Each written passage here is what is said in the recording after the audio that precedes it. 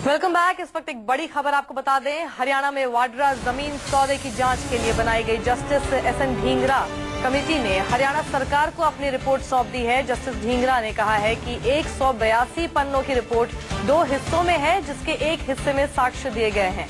Justice Dhingra ने report के तथ्यों का खुलासा करने से इनकार कर दिया। जस्टिस ढींगरा का कहना था कि हरियाणा सरकार जब चाहे इसे सदन में रख सकती है।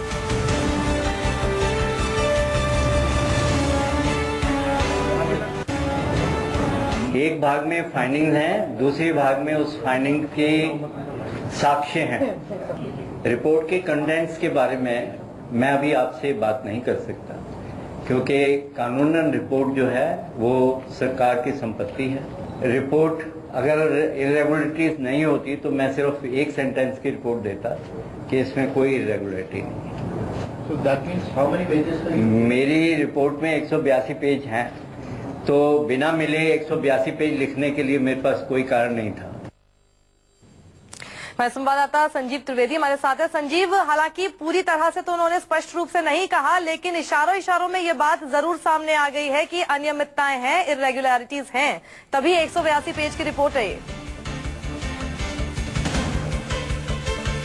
संजीव, आप सुन पा रहे हैं मुझे?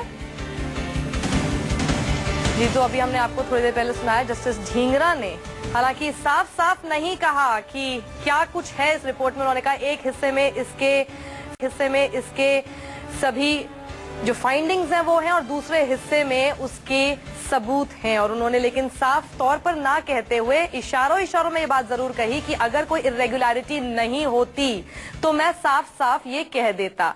संजीव, इशारों में जरूर कह दिया इन्होंने कि अनियमितताएं जरूर है इसमें।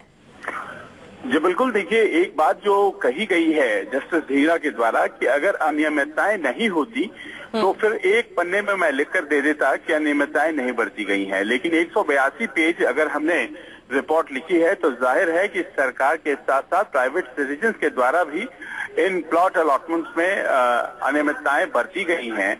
और क्या वो सरकार के स्तर पर हुआ है, कौन कौन से बेनिफिशियरीज हैं, उनके नाम हमने मेंशन किए हैं और अब सरकार को कार्रवाई करनी है।